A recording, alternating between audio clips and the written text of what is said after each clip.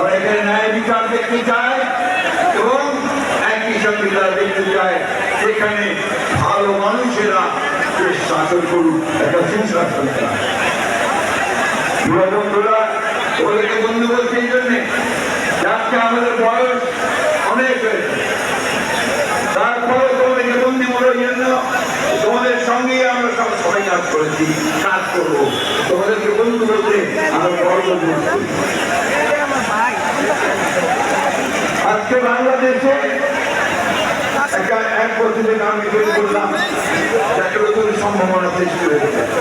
অনেক সমস্যা আছে, আপনারা জানেন তো ভালো করে, সবাই জানেন আপনারা। আমরা বাংলাদেশের সমস্যাগুলোকে চিহ্নিত করে আমাদের 2016 সালে ভিশন ফর বাংলাদেশ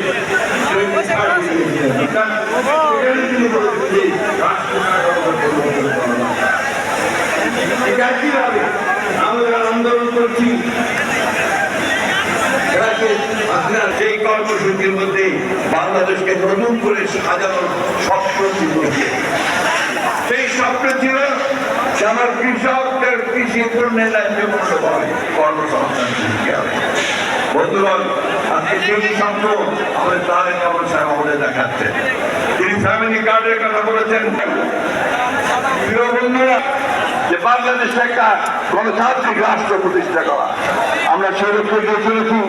আমাদের নেতা তারেক রহমান সাহেব দিল্লিতে বসে প্রধান উপদেষ্টা মোহাম্মদ ইউনূসের সঙ্গে আলোচনা করে নির্ধারণ করেছেন ফেব্রুয়ারি মাসে নির্বাচন হবে। গোটা বাংলাদেশের মানুষ অপেক্ষা করে আছে যে ফেব্রুয়ারি মাসে নির্বাচন হবে।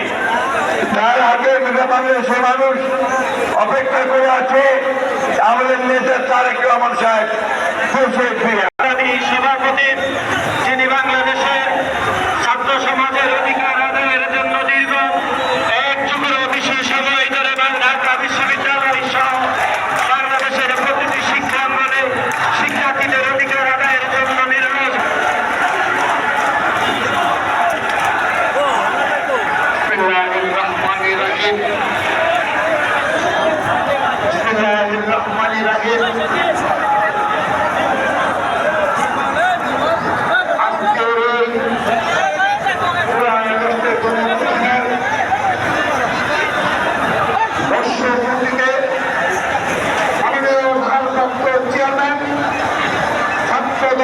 সাংগঠনিক অভিভাবক